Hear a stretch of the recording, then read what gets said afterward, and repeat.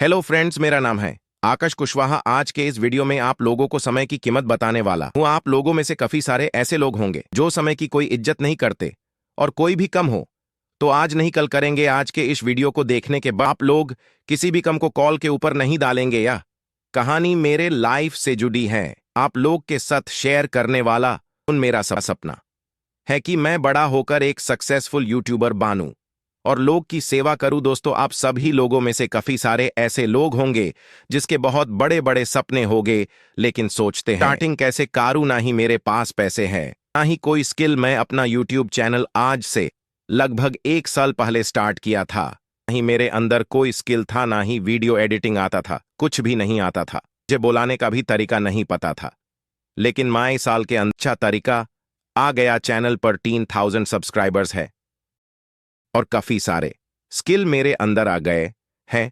अगर मैं उस समय सोचता कि ना ही मेरे पास इसकी है, नहीं वीडियो एडिटिंग आता है, ना ही कैमरे के सामने बोलने का ढंग है, अगर मैं यूं से समय या सब सोचता तो शायद मैं इतना कुछ नहीं सीख पता यूट्यूब पर। इसलिए हमारे पास जो है उसी से शुरू करना चाहिए। सोचेंगे कि हमारे पास पैसा आएगा तो स्टार्ट करूंगा। जब तक पैसा आएगा तब तक काफी देर हो चुकी होगी, इसलिए जहां हो वहीं से शुरू करो। मैं आप लोगों को एक कहानी के माध्यम से समझाता हूं। प्लीज वीडियो को लास्ट तक देखना। चैनल पर नए हैं तो चैनल सब्सक्राइब कर दीजिए। चलिए वीडियो स्टार्ट करते हैं। तो आकाश रेडी? चलो करो चलो। एक बार की बात है, एक गांव में एक बूढ़ा आदमी रहता था। वो बूढ़ा आदमी अपने बेटे से बहुत परेशान था, क्योंकि उसका बेटा जो था बहुत ही आलसी था, बहुत आलसी और निकम्मा था। किसी भी काम को कल के ऊपर डाल देता था, किसी भी काम को करने में मना कर देता था। तो एक दिन बूढ़ा आदमी उस लड़के को सबक सिखाने की सोची और उस लड़के को बुलाया। बोला, बेटा जाओ, घर के अंदर जो अलमारी है उसमें घड़ी रखी है, जाओ उस घड़ी को लेकर के आओ। वो लड़का गया, घड़ी को लेकर के आया और उस बूढ़े आदमी को दी। वो बूढ़ा आदमी बोला, बेटा जाओ इस घड़ी को लेकर के मार्केट में और इसकी कीमत पूछ के आओ। वो लड़का गया मार्केट में घड़ी की कीमत पूछने। सब लोगों से उसकी कीमत पूछी। बहुत से लोग थे, बहुत से लोग जो थे उस घड़ी की कीमत 500 बताई, 1000 बताए। बहुत से लोग जो थे उस घड़ी की कीमत से बताई। वो लड़का जो था घड़ी को लेकर के अपने पिताजी के पास गया और पिताजी से बताया कि लोगों ने इस घड़ी की कीमत, बहुत से लोग 500 बताए, बहुत से लोग 1000 बताए और बहुत से लोग सेम बताए। फिर वो बूढ़ा आदमी बोला, ठीक है घड़ी को ले जाकर रख दो। फिर नेक्स्ट डे अगले दिन उस लड़के को बुलाए और बोला, जाओ जो घड़ी तुम कल रखे थे अलमारी में उस घड़ी को लेकर के आओ और इस घड़ी को लेकर के मार्केट में जाओ और वापस से उस घड़ी के अंदर जो समय चल रहा है उसी कीमत पूछ के आना। वो लड़का, उस लड़के को समझ नहीं आया कि उसके पिताजी क्या करवाना उसे चाह रहे हैं। फिर वो लड़का दुखी होकर के मार्केट में गया और लोगों से इस घड़ी के अंदर चल रहे समय की कीमत पूछने लगा। बहुत से लोग जो थे उस लड़के को पागल बोले, इसका मानसिक स्थिति खराब हो गया है, जो कल आया था इस घड़ी की कीमत पूछने और आज इस घड़ी के अंदर चल रहे समय की कीमत पूछने।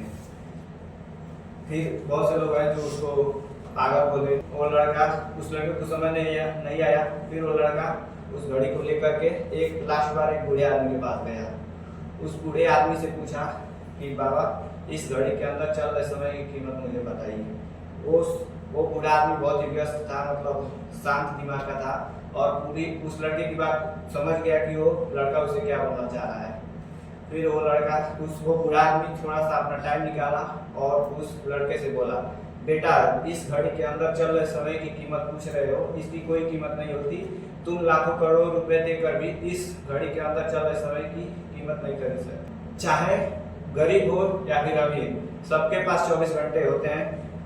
तुम उस टाइम को किस चीज में बिताते हो, अच्छे काम में या बुरे कामों में, ये तुम्हारे ऊपर डिपेंड करता है। इसलिए किसी भी काम को कल के ऊपर मत डालो।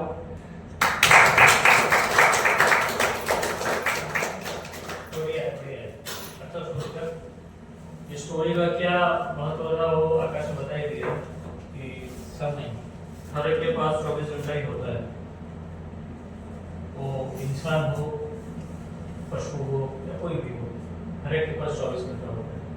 कोई जो 24 घंटा है वो बहुत अच्छी तरह से खुद का इन्वेस्ट करता है, कोई टाइम पास के लिए करता है या कोई वर्कशॉप में करता है, इंजीनियरिंग में करता है। तो हर एक का लेवल अलग अलग रहता है। कोई एकदम सक्सेस होगा, कोई सक्सेस होने के रास्ते में होगा, कोई दूसरे रास्ते में ही होगा। तो टाइम की वैल्यू करना हर एक को सीखना चाहिए, क्योंकि टाइम की जो वैल्यू करेगा वो टाइम उसकी वैल्यू करेगा। ठीक है, चलो बढ़िया है आकाश, अच्छा स्टोरी बोला। ये स्टोरी बोलने से मतलब क्या फायदा होता है? जो बोलता है वो उसका, जो सुनता है उसका, उसको भी क्या है कि बहुत गलत फहमी में जी रहे होते हैं हर एक लोग, ऐसा नहीं होता है।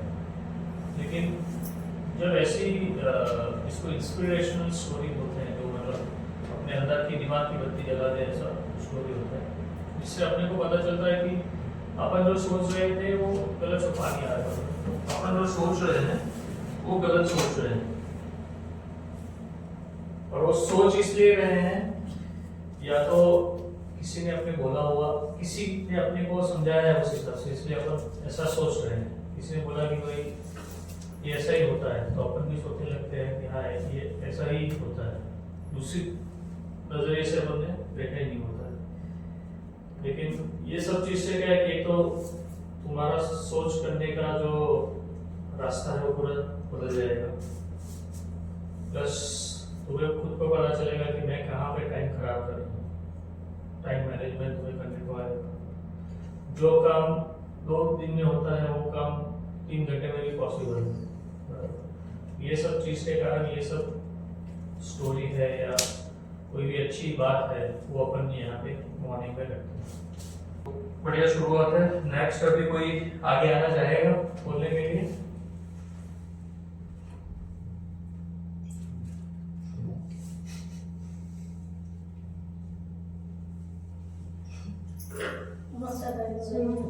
कौन-सा है? वो खाली भगवान जी की कहानी है, तो कुछ नहीं होता है। बोला ना, भगवान जी बोलते हैं। कल का टाइम मिलेगा, कल 10-15 मतलब अभी कोई भी अच्छी बात कोई भी वो रख सकता है, ऐसा नहीं इसी हिसाब से कोई भी किसी को कुछ भी आता, कोई भगवान का स्टोरी है या कोई और है तो वो रख सकता है।